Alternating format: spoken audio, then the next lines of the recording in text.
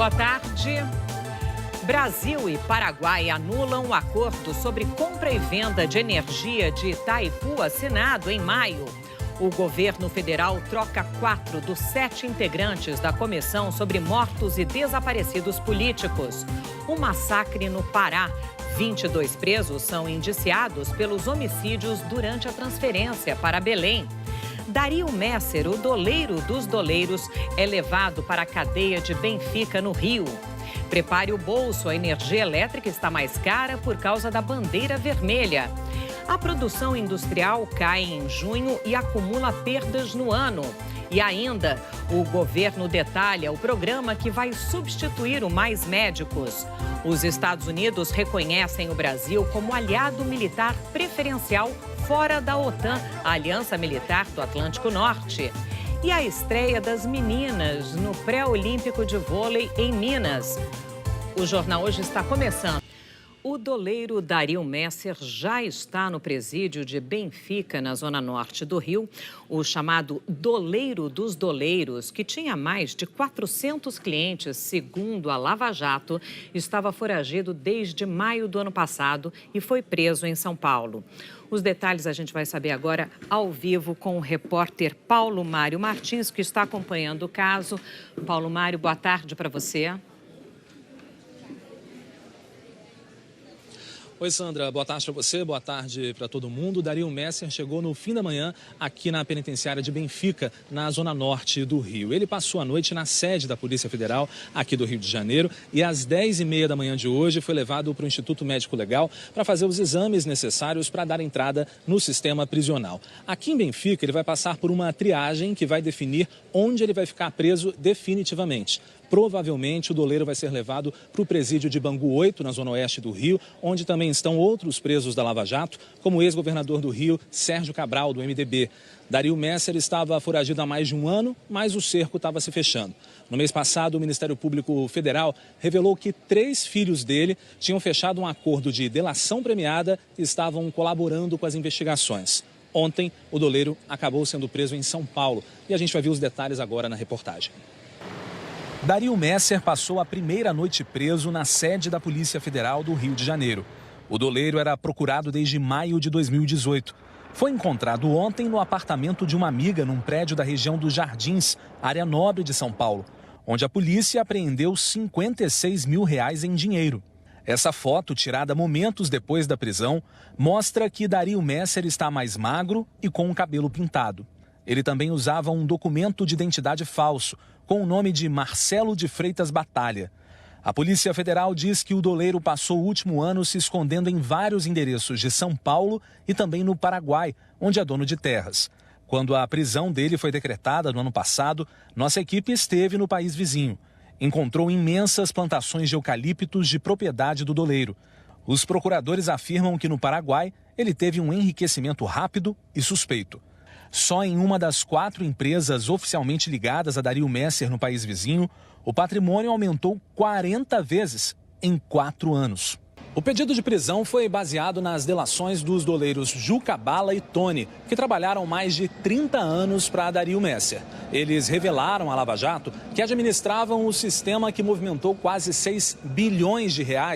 Boa parte disso, dinheiro vindo de esquemas de corrupção no Brasil. Segundo os procuradores da Lava Jato, Dario Messer já trabalhou para a PC Farias. Foi investigado no escândalo dos precatórios, Propinoduto no Rio, Banestado no Paraná e também no Mensalão do PT. Ele ganhou o apelido de Doleiro dos Doleiros de Alberto Youssef, um dos principais operadores do esquema de corrupção na Petrobras. Até agora, 33 doleiros foram presos pela Operação Câmbio Desligo, um desdobramento da Lava Jato no Rio. Ontem, agentes federais escoltaram Dario Messer até o aeroporto de Congonhas, em São Paulo, onde ele embarcou rumo ao Rio. Usando um boné, ele tentava esconder o rosto. A defesa de Dario Messer disse que vai recorrer da prisão.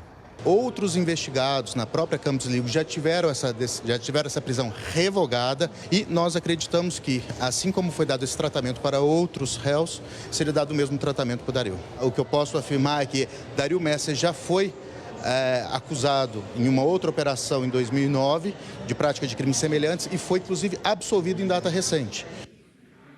22 presos foram indiciados por homicídio doloso e por associação criminosa no Pará. Eles estavam no mesmo caminhão em que 4 morreram estrangulados. A repórter Jalília Messias tem mais informações. Boa tarde, Jalília. Boa tarde, Sandra. Boa tarde a todos. 30 presos estavam nesse caminhão que fazia o trajeto de Altamira para Belém. A polícia ouviu todos e informou que 4 detentos estavam em uma cela separada, por isso decidiu não indiciá-los. Aqui no IML de Altamira, os trabalhos para coletar o material genético dos parentes das vítimas começaram há pouco. O material genético dos mortos já foi recolhido. 30 corpos queimados durante o massacre não puderam ser reconhecidos e só deverão ser identificados com a ajuda de exames de DNA. Essas análises serão feitas no Instituto de Criminalística em Belém e devem ficar prontas num prazo de até 10 dias. 28 corpos já foram entregues para as famílias. No anexo do cemitério aqui da cidade, covas foram abertas para os sepultamentos. 40 agentes do Departamento Penitenciário Nacional estão reunidos desde cedo em Belém com representantes da Secretaria de Segurança Pública do Pará para definir as ações nos presídios do estado. Sandra. Ok, Jalília, muito obrigada pelas suas informações. 16 pessoas foram presas hoje em uma operação da Polícia Civil do Rio Grande do Sul. A quadrilha suspeita de usar a senha de um policial militar para acessar dados sigilosos da segurança pública. Os bandidos agiram rápido. Em menos de 1 minuto, obrigaram a proprietária a descer e roubaram o carro. Nesse outro caso, o motociclista nem percebeu quando os bandidos chegaram de surpresa e levaram a moto. A mesma quadrilha que praticou esses roubos também está sendo investigada por arrombar caixas eletrônicos. Uma operação da Polícia Civil do Rio Grande do Sul cumpriu hoje mandados de busca e prisão na região metropolitana de Porto Alegre. O grupo é suspeito de roubar 80 veículos só este ano. Escutas telefônicas revelam como os criminosos agiam. Tem um brigadiano que é amigo dos guri ali que tá com nós, daí ele vai tentar arrastar a viatura para mais longe, entendeu? E o cara do alarme tá com nós também, ele vai dar um tempinho até pra ligar pros homens, entendeu?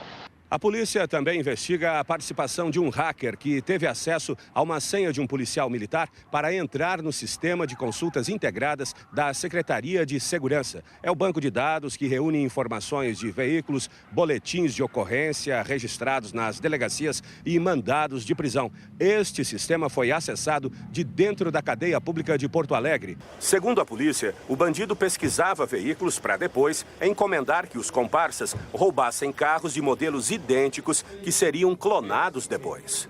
Eles faziam consultas para clonagem de veículos, né? Eles também consultavam outros criminosos, inclusive se havia mandado de prisão ou não, era um acesso bem restrito. O maior roubo da história dos aeroportos do país completa hoje uma semana. A polícia ainda não tem pistas de onde está o ouro levado pelos criminosos do terminal de cargas do aeroporto de Guarulhos, em São Paulo. 3 homens estão presos suspeitos de participar do crime. São mais dúvidas que certezas. Nenhum grama dos quase 720 quilos de ouro levados no maior assalto da história do maior aeroporto do país apareceu. Para a polícia, cerca de 10 pessoas estão envolvidas no crime. 3 suspeitos estão presos. Célio Dias, funcionário do estacionamento onde a quadrilha abandonou os carros depois do assalto. Peterson Brasil, que segundo as investigações teria ligação com os assaltantes, e Peterson Patrício, que é supervisor de segurança da concessionária que administra o aeroporto de Cumbica. A prisão preventiva dele vence hoje e a polícia quer a prorrogação. O próprio advogado de Peterson Patrício acredita que a justiça vai atender ao pedido. Eu estou aguardando a Sexta Vara Criminal de Guarulhos deliberar para que os advogados possam ter vista do processo. A polícia continua nas ruas atrás de imagens de câmeras de segurança que revelem todo o caminho que foi percorrido pelos criminosos logo depois do crime. E não sabe, até agora, onde está o ouro. Os investigadores já tomaram depoimentos de pelo menos 13 pessoas. E pelos altos gastos envolvidos na ação dos bandidos, a polícia acredita que a quadrilha seja bem estruturada financeiramente. Parte do ouro roubado pertencia à mineradora canadense Kinross, a 5ª maior do mundo. O metal foi extraído de uma das principais minas do Brasil, a de Paracatu, em Minas Gerais. A polícia investiga se o assalto da semana passada foi planejado há mais de um ano. Em novembro de 2017, policiais encontraram uma casa em Guarulhos que escondia viaturas clonadas da Polícia e da Receita Federal, coletes à prova de bala, armas longas e munição.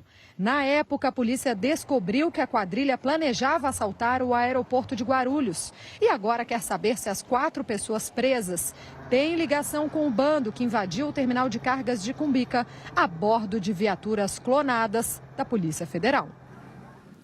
A Justiça mandou soltar o motorista que atropelou e matou uma diarista na sexta-feira passada aqui em São Paulo. Fábio Alonso de Carvalho deixou a prisão ontem à noite no centro de São Paulo. Nada a declarar, nada a declarar. Um acidente, uma fatalidade. Fábio foi solto por decisão do Tribunal de Justiça de São Paulo, que entendeu que nenhum elemento nos autos é capaz de fazer concluir que o motorista Fábio Alonso de Carvalho, em liberdade, impedirá a continuidade das investigações e revogou a prisão temporária. Segundo a polícia, na sexta-feira, por volta das 6 da manhã, Fábio dirigia um carro de luxo quando atropelou e matou a diarista Aldenilce Bernardina dos Santos, de 65 anos, nos Jardins, na zona oeste da capital paulista. De acordo com testemunhas, o motorista fugiu sem prestar socorro. Fábio se entregou 3 dias depois. Em maio deste ano, Fábio foi condenado pela morte de um motociclista. Ele dirigia um carro de luxo e fugiu sem prestar socorro à vítima. Fábio foi condenado a 2 anos e 8 meses de prisão em regime semiaberto, mas o juiz substituiu a prisão por penas alternativas.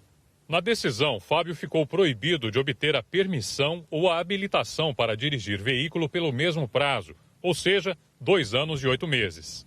No caso do atropelamento da diarista, a polícia suspeita que Fábio Alonso de Carvalho dirigia em alta velocidade. Ao final do inquérito, a polícia deve pedir a prisão dele e a cassação da habilitação de Fábio. Um dos filhos de dona Aldenilce Bernardina disse que recebeu a notícia da liberdade com tristeza. Já fez uma família sofrer antes, está fazendo a minha família sofrer agora. Então a pergunta que fica é: quantas pessoas ele tem que matar, quantas famílias ele tem que destruir para que ele pague pelo que ele fez e que não volte mais a cometer nenhum tipo de crime contra outras pessoas. A defesa do motorista Fábio Alonso de Carvalho disse que não pode se manifestar porque o processo corre em segredo de justiça. A polícia concluiu o inquérito sobre o homem suspeito de desviar mais da metade do dinheiro de uma campanha. Dinheiro arrecadado para salvar a vida do próprio filho. Matheus Henrique Leroy Alves, de 37 anos, continua preso em Conselheiro Lafayette, na região central de Minas Gerais. A defesa dele pediu a transferência para outro presídio da região, mas o juiz negou. De acordo com a Justiça, Matheus precisa ficar na cidade para ser interrogado nas audiências do processo. A Polícia Civil ouviu novos depoimentos e concluiu o inquérito do caso. Matheus vai responder por estelionato, apropriação e desvio de valores de pessoa portadora de deficiência, abandono material e falsa comunicação de crime. A polícia também instaurou um novo inquérito para apurar lavagem de dinheiro e associação criminosa. Nós identificamos algumas transações bancárias em que ele transfere os valores da campanha de João Miguel para terceiras pessoas com o intuito de ocultar esses valores e dificultar o rastreamento pela polícia. Matheus foi preso na semana passada em Salvador, onde levava uma vida de luxo e ostentação. Rapaz, tem até vida mais barata, viu? Mas eu não vou querer, não. Segundo a polícia, tudo era pago com o dinheiro de uma campanha feita para o filho dele, uma criança de 1 ano e 7 meses que tem atrofia muscular espinhal, a AME. Matheus teria gasto cerca de R$600 mil do valor de 1 milhão que foi arrecadado com a mobilização. No domingo, o Fantástico mostrou que o suspeito tinha a intenção de virar sócio em uma casa de prostituição da capital baiana e estava agenciando garotas de programa. Aí no sábado ou domingo eu vou em Belo Horizonte confirmar com as meninas, 3 ou 4 que vai vir. São meninos que já trabalhou na minha casa lá de Lafayette, de Belo Horizonte. Nesse motel de BH, Matheus gastou mais de R$7.500 com diárias, comida, bebida e produtos eróticos. Por causa do dinheiro desviado pelo pai, o tratamento do menino foi prejudicado. O caso foi denunciado pela mãe, que desconfiou da postura de Matheus. Eu estou focando mais no João Miguel e no meu outro filho, porque eles precisam de mim. E ele, como eu disse, cabe à justiça, né? Cuidar dele agora. E a consciência dele. Matheus disse que usava drogas e que fez os desvios porque usuários de drogas dos pontos de tráfico que ele frequentava estavam extorquindo o dinheiro dele. O advogado de Matheus afirmou que ainda não teve acesso a todo o inquérito e que, por isso, não pode responder às acusações. Também em Minas Gerais, 5 pessoas estão presas por suspeita de agredir e maltratar idosos de uma casa de repouso. Foi um ex-funcionário que fez as denúncias de maus-tratos na clínica Acolhendo Vidas, que fica na área rural de Santa Luzia, na região metropolitana de Belo Horizonte. Os idosos foram encontrados pela polícia em situação de abandono. 17 deles precisaram ser internados. Ontem, a polícia prendeu Jorman Alexander do Amaral, responsável por cuidar dos idosos, Paulo Lopes Ferreira, marido da dona do asilo, e Patrícia Lopes Ferreira, filha do casal. Os internos relatam que eles tinham como castigo privação de alimentação de 24 horas, com relatos até mesmo de 3 dias, banho frio como castigo, baldes de água fria retirados da piscina como castigo. A proprietária Elizabeth Lopes Ferreira e uma outra filha, Poliana Lopes Ferreira, estão presas desde a semana passada. Testemunhas disseram que os 5 participavam das agressões. 7 idosos que viviam no asilo morreram nos últimos 12 meses. A polícia investiga agora a denúncia de que um desses mortos, um senhor, passava fome e foi torturado. E para a polícia, esse pode não ser o único caso. Uma comprovada por maus tratos, mas a gente sabe que esse número tende a crescer. Pelo menos 47 idosos estavam internados na clínica. Cada um pagava uma mensalidade de R$ 1.000 a R$ 1.500. A polícia investiga também várias procurações dadas à dona da casa de repouso. Ontem, em depoimento, a idosa Irene Pereira da Silva, que vivia no asilo, disse ter sido ameaçada para assinar este documento. Ele autoriza que Elizabeth Lopes Ferreira, a dona do asilo, saque benefícios do INSS de Irene, receba mensalidades, movimente conta salário, assine documentos, cadastre e desbloqueie senhas, além de requisitar carnês de pagamento e até apresentar prova de vida em nome dela. 10 idosos ainda estão no asilo porque as famílias não foram encontradas. Os presos negam os maus tratos. O advogado da família diz que vai entrar com um pedido de liberdade e que não tem conhecimento de desvio de dinheiro dos idosos. As pessoas internadas no asilo estão sendo cuidadas por parentes da família presa e com a supervisão da Prefeitura de Santa Luzia. O governo brasileiro e do Paraguai anularam o contrato de compra de energia da usina de Itaipu. Quem acompanha essa história é a repórter Délis Ortiz, então a gente vai falar com ela lá em Brasília. Délis, boa tarde para você. Boa tarde, Sandra. Esse cancelamento já foi comunicado à Embaixada do Brasil em Assunção e é um dos primeiros atos do novo chanceler paraguaio que assumiu o cargo, dada a renúncia do antecessor. Outros 2 ministros paraguaios já haviam deixado o governo de Mário Ábido, que está sob ameaça de impeachment. Esse pedido de impeachment está sendo feito pela oposição, claro, sob o argumento de que houve traição à pátria. O documento, cancelando o acordo, está em espanhol e declara que estão suspensos os efeitos do acordo entre os 2 países que gerou a crise. Esse acordo, que foi feito em maio e veio a público só agora, previa que o Paraguai pagasse mais do que vinha pagando pela energia elétrica de Itaipu. Lembrando que Itaipu é uma hidrelétrica binacional, metade brasileira, metade paraguaia. E o consumo, ele é muito pequeno no Paraguai. 90% da energia consumida no Paraguai vai de Itaipu. Mas esse consumo é muito pequeno e sobra energia. Essa energia que sobra, o Paraguai tem direito a ela, ele vende para o Brasil. Esse acordo que provocou a crise mexeu na forma de remuneração dos preços. Essa energia passaria a ficar mais cara para o Paraguai. O Brasil fechou esse acordo, que vem reclamando há muito tempo, de forma desfavorável ao Paraguai, acarretando um aumento de despesa de 200 milhões de dólares ao ano. Esse acordo que está sendo cancelado de forma negociada com a Embaixada Brasileira, segundo fontes diplomáticas, ele pode ser que resolva, mas ainda não se sabe se vai arrefecer a ameaça de impeachment contra o presidente paraguaio Mário Ábido.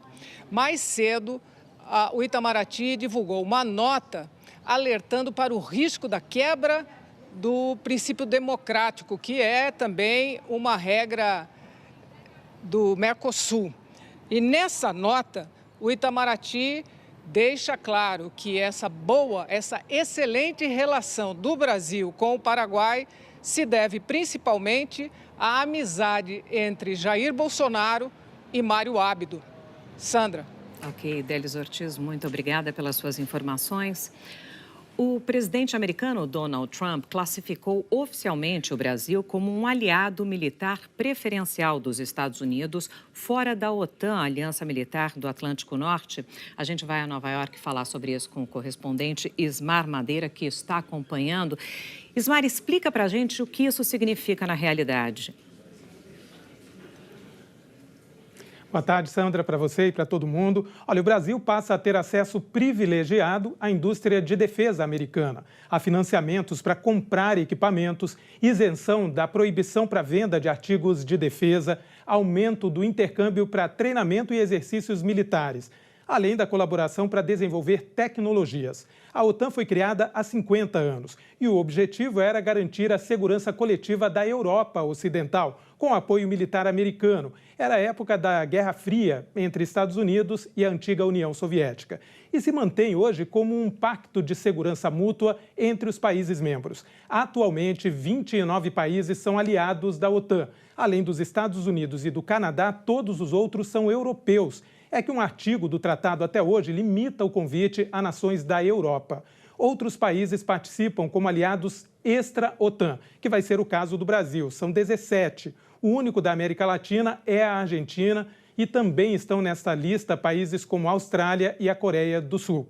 Donald Trump tinha prometido designar o Brasil como aliado extra-OTAN durante a visita do presidente Jair Bolsonaro a Washington em março. Na época, Trump disse que os dois países trabalham para se protegerem do terrorismo e de crimes internacionais, como o tráfico de drogas, de armas e de pessoas. Sandra. Ok, Ismar Madeira, muito obrigada pelas suas informações. O ex-vice-presidente dos Estados Unidos, Joe Biden, foi o maior alvo de críticas dos adversários no debate dos pré-candidatos do Partido Democrata. O debate ontem à noite em Detroit reuniu 10 pré-candidatos. No total, 20 estão concorrendo à candidatura pelo Partido Democrata. Como o número é alto, o grupo foi dividido em 2 noites de debate. O favorito nas pesquisas é Joe Biden, que foi o vice de Barack Obama por 8 anos. Biden recebeu ataques em assuntos como imigração, comércio e aquecimento global. A principal rival foi a senadora da Califórnia, Kamala Harris, que criticou o plano dele para a saúde. O candidato democrata será anunciado no ano que vem. O vencedor vai disputar a corrida presidencial com Donald Trump. De volta ao Brasil, o programa que vai substituir o Mais Médicos foi lançado no fim da manhã em Brasília. A proposta do Ministério da Saúde agora será o Médicos pelo Brasil.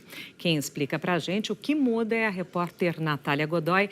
Natália, boa tarde.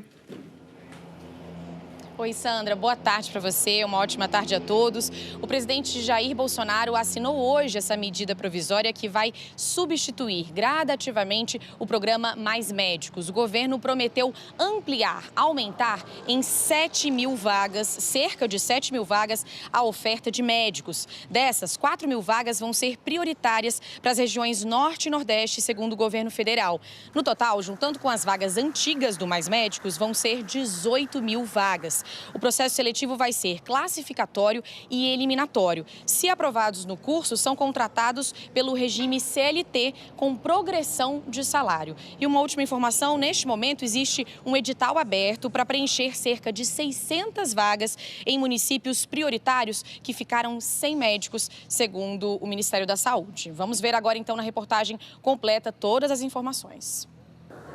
A primeira novidade do programa Médicos pelo Brasil vai ser a seleção dos profissionais brasileiros e estrangeiros com CRM. Os estrangeiros formados no exterior só podem conseguir o CRM quando fazem o Revalida, um exame para que eles exerçam legalmente a medicina no Brasil. Segundo o governo, será feito um processo seletivo com critérios técnicos. No programa Mais Médicos, os profissionais brasileiros faziam inscrição pela internet. A partir de agora, os médicos também vão ser contratados via CLT. Terão vínculo empregatício com carteira de trabalho e vão receber 13º salário, por exemplo. Antes, era como um contrato temporário, de acordo com o governo. Também vai ser obrigatório fazer um curso de especialização em medicina de família e comunidade, com duração de 2 anos. E já durante o curso, o médico vai poder trabalhar. Neste período, vai receber uma bolsa-formação de R$12 mil, com gratificação de 3 mil para quem for para lugares remotos e de 6 mil em comunidades indígenas e ribeirinhas. Concluído o curso, o médico vira especialista nessa área, podendo receber salário de até R$21 mil pela CLT e gradativamente chegar a R$31 mil. A nova proposta vai substituir o programa Mais Médicos, criado em 2013 e que também tinha como objetivo a atenção à saúde primária, beneficiando os pequenos municípios em locais de difícil acesso e mais distantes dos grandes centros urbanos. E durante um tempo, nós vamos ter uma sobreposição. Nós vamos conviver com o programa anterior e o programa novo, porque eu não vou anular a lei anterior de uma vez, senão eu poderia criar um vácuo, um vazio entre até se fazer todo o processo seletivo, né? Então a gente vai coexistir. A partir do momento que a gente vai lotando as pessoas com vínculo qualificado, por mérito, por classificação, que elas vão entrando nessas comunidades, a gente vai gradativamente desligando o vínculo anterior. Depois que a gente fizer o primeiro chamado, no decorrer de 2020, a gente chega no final do ano já praticamente com todas essas vagas ocupadas. Ainda não há definição sobre se os médicos cubanos que participaram do Mais Médicos vão ser reincorporados e vão voltar a exercer a profissão no Brasil. Cerca de 2 mil médicos cubanos ficaram aqui após o fim da cooperação com a Organização Pan-Americana da Saúde. Nesta semana, o governo decidiu regulamentar os pedidos dos médicos cubanos que queiram continuar morando no Brasil. O Ministério da Saúde ainda estuda a volta dos cubanos para o SUS e que, dentro desse prazo, façam um Revalida, exame para que exerçam legalmente a medicina aqui no Brasil. O presidente Jair Bolsonaro e a ministra Damares Alves decidiram substituir 4 dos 7 integrantes da comissão sobre mortos e desaparecidos políticos. A troca foi publicada hoje no Diário Oficial. São 4 integrantes novos. Marco Vinícius Pereira de Carvalho, que assume a presidência da comissão no lugar da procuradora Eugênia Augusta Gonzaga Fávero. Wesley Antônio Maretti, que entra no lugar de Rosa Maria Cardoso da Cunha. Rosa estava afastada da comissão há 2 anos, a pedido. Vital Lima Santos, em substituição a João Batista da Silva Fagundes, representante do Ministério da Defesa. E Felipe Barros Batista de Toledo Ribeiro, em substituição ao deputado Paulo Pimenta, do PT do Rio Grande do Sul. O decreto é assinado pelo presidente Jair Bolsonaro e por Damares Alves, ministra da Mulher, Família e Direitos Humanos. A Comissão Especial sobre Mortos e Desaparecidos Políticos é ligada ao Ministério de Damares e foi criada em 1995, quando, por lei, o governo reconheceu como mortas pessoas desaparecidas em razão de participação ou acusação de participação em atividades políticas no período de 2 de setembro de 1961 a 15 de agosto de 1979. A comissão é formada por 7 integrantes. 4 são escolhidos entre membros do Ministério Público Federal, Câmara dos Deputados, Ministério da Defesa e uma pessoa ligada a familiares de mortos ou desaparecidos durante a ditadura. Os outros 3 são de livre indicação, representantes da sociedade civil.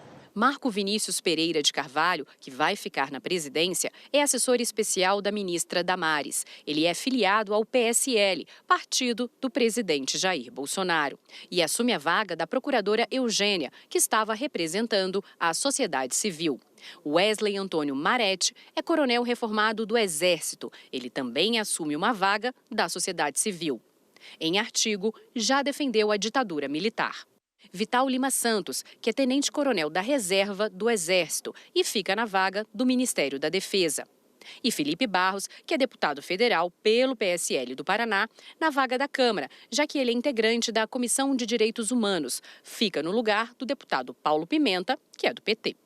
A mudança de nomes ocorreu logo depois que o presidente Jair Bolsonaro falou sobre a morte de Fernando Santa Cruz, pai do presidente da Ordem dos Advogados do Brasil, Felipe Santa Cruz.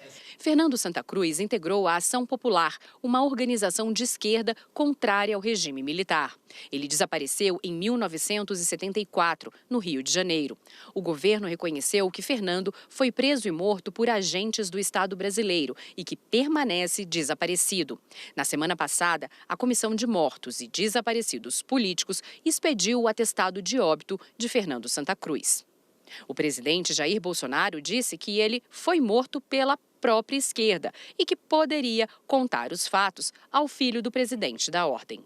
A então presidente da comissão, Eugênia Augusta, disse que iria pedir explicações ao presidente.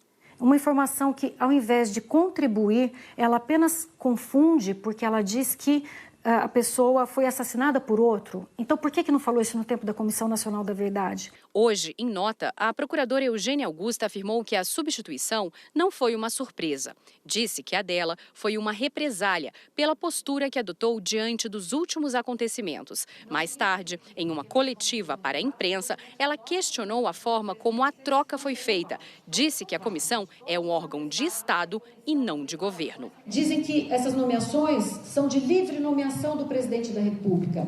Existem princípios maiores que, entre eles, é a autonomia e o respeito entre os poderes constituídos. E isso, então, é inusitado, né, esse acontecimento de se indicar um deputado sem que tenha sido indicado pela própria Câmara formalmente. A Comissão sobre Mortos, assim como a Comissão de Anistia, Conselhos de Direitos Humanos, Conselhos de Criança e Adolescente, não são órgãos de governo. As comissões, os conselhos, eles são uma garantia constitucional de que a sociedade civil pode atuar na definição de políticas relacionadas a esses temas tão delicados. A ministra Damares Alves, que estava em Foz do Iguaçu, disse que as mudanças não têm relação com os fatos da semana. Uma grande coincidência. Esse olhar e o ofício que eu pedi a troca, eu acredito que ele é de maio. Houve uma demora, né, porque tem que passar os nomes por toda uma escolha, os nomes que eu indiquei tem que passar por toda uma avaliação. É uma grande coincidência. E eu tenho pressa, tinha muita pressa de trocar essa comissão, porque a gente precisa trabalhar muito. O Ministério da Mulher, da Família e dos Direitos Humanos divulgou uma nota informando que as trocas foram solicitadas no dia 28 de maio. Em outra entrevista, a ministra Damares defendeu a indicação de Marcos Vinícius Pereira de Carvalho, que é réu em 2 processos em Santa Catarina. Ele é acusado, mas não está condenado. Isso entra na política do governo de reputação ilibada? Não, não entra na política do governo. O Marcos está sendo investigado. Conheço o Marcos, conheço a reputação dele. Ele está respondendo o processo. O presidente Jair Bolsonaro também falou sobre a troca. O motivo que mudou o presidente, agora é o Jair Bolsonaro de direita. O caso Fernando Santa Cruz pesaram na sua decisão? Não tem nada a ver uma coisa com outra. O presidente da Ordem dos Advogados do Brasil, Felipe Santa Cruz, entrou ontem com uma ação no Supremo Tribunal Federal para que o presidente Jair Bolsonaro explique as informações que disse ter sobre o desaparecimento do pai, Fernando Santa Cruz. E se ele realmente tiver essas informações, que as comprove, explique como as obteve e por que não denunciou ou mandou apurar o caso. A interpelação é para saber também se o presidente sustenta a declaração de que Fernando Santa Cruz teria sido assassinado pelos companheiros da organização Ação Popular do Rio e não por militares. A ação foi assinada por 12 ex-presidentes da OAB. Ainda hoje, a previsão do tempo para todo o Brasil e, a seguir, a produção industrial cai em junho e a energia elétrica fica mais cara a partir de hoje. A gente volta já. A conta de luz vai ficar mais cara a partir de hoje. A bandeira vermelha foi acionada pela primeira vez neste ano. Na casa da família Castro, quem fica de olho nos gastos é o pai, que está viajando. Quando ele souber que a conta de luz está mais cara, vai mandar a turma apagar tudo. Entra 1 minuto no chuveiro. Você tá 1 hora no chuveiro? Falei, não, tô 1 minuto. A preocupação da família Castro e de milhares de brasileiros é com o valor da bandeira vermelha. A taxa extra na conta de luz passa a valer a partir de agora, em agosto. E tem 2 patamares. O patamar 1, que começa a valer hoje, estabelece o valor de R$ 4,00 a mais a cada 100 kWh consumidos.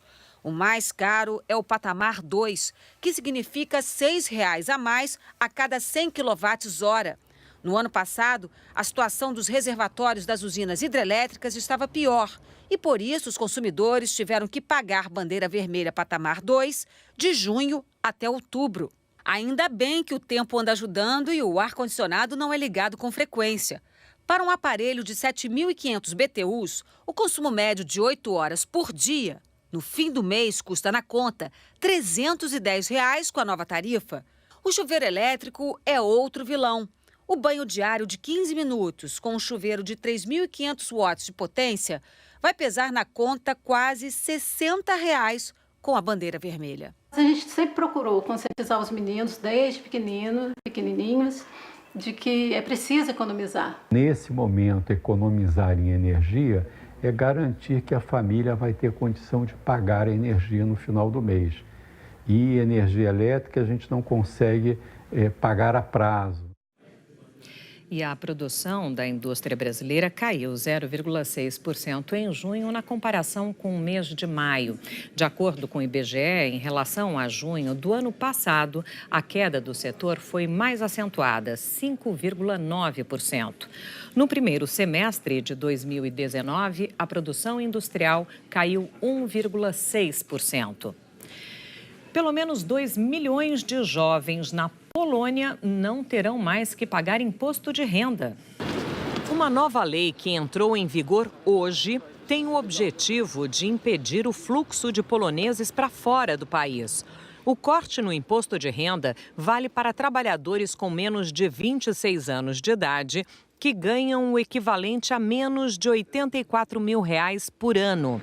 O Ministério das Finanças da Polônia diz que a isenção será compensada por outros impostos. A seguir, a previsão do tempo para todo o país e a estreia do Brasil no pré-olímpico de vôlei feminino. A gente volta já. Os temporais voltaram para o Rio Grande do Sul nesta manhã. Tiago Scheuer já está aqui com a gente. Bom, bem que você disse, né, Tiago, que o tempo ia virar a partir de hoje, né? Exatamente, Sandra. Boa tarde para você e para você em casa também.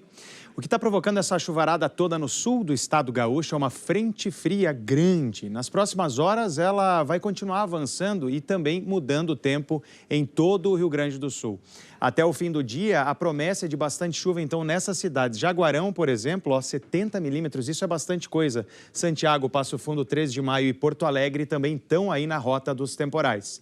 Só que essa chuva na capital gaúcha deve chegar a partir do meio da tarde e pode ser forte também em alguns pontos. Antes, ainda vai fazer 26 graus. Além da chuva, essa frente fria também está provocando muita ventania, viu? Em várias regiões. Santa Catarina, Paraná e Mato Grosso do Sul podem ter aí ventos de até 90 quilômetros por hora. Você vê a frente fria aqui, ó, formando e deixando tudo mais encoberto também. E na conta dessa frente fria ainda tem mar agitado. Em toda essa área aqui, ó, entre o Rio Grande do Sul e também o Rio de Janeiro, Campos dos Goitacazes, com ondas de até 2,5 metros, Sandra. Nossa, assustadora essa imagem toda, né? Nas outras regiões chove forte assim? Não também? Tão forte assim, né? A chuva mais forte é só lá para o sul, né? Você vai olhar aqui comigo que tem uma chuva ainda prevista para o litoral da Bahia hoje, também entre Rio Grande do Norte e Alagoas, e aqui no norte do Brasil, entre o norte do Pará, também Amapá, Roraima e centro-norte do Amazonas praticamente todos os dias, né?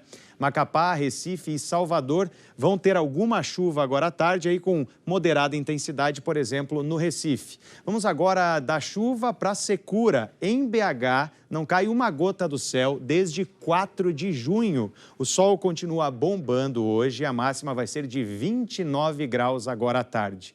Aliás, roupa no varal valendo para todo o sudeste do Brasil. São Paulo e Rio, né, na roupa no varal aí. Curitiba, aí sim com 25. Campo Grande e Teresina também tempo firme. Atenção para as rajadas de vento aí, Campo Grande e Curitiba. Pois é, mas vai ter que tirar rapidinho essa roupa do varal, né? Porque o calorão tá com os dias contados, não tá não? Tá com os dias contados, a gente veio falando, né, Sandra, sobre isso aqui, ó. Primeiro, a frente fria vai provocando chuva, né? Porque ela levanta o ar quente e úmido, você sabe, né? E a partir de amanhã, isso aqui vai rolar, então, no sudeste e também parte do centro-oeste, chuva. Só que aí atrás dela, você vê em azul, aí sim, é o ar polar que vem com força, freezer vai ser aberto. Aí entre amanhã e domingo, o ar frio vai avançando. Olha aqui ó, como vai colorindo em azul o nosso mapa e chega inclusive na parte sul da região norte esse ar frio. Então se liga na queda brusca aí nas máximas. A gente pegou duas cidades aqui, ó, São Paulo e Rio Branco. São Paulo passa aí, ó, na verdade aqui é 29, tá? Não é 35. Ele vai cair e vai chegar no domingo a 14 graus. Agora Rio Branco de 29 passa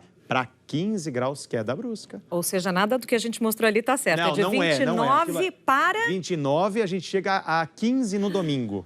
Então, é uma queda realmente é bem considerável. E enorme. pela manhã ainda mais frio, viu, Sandra? Ok, então tá de 29 para 15. É, isso aí. Muito cobertor. Valeu, Obrigada, valeu. Thiago.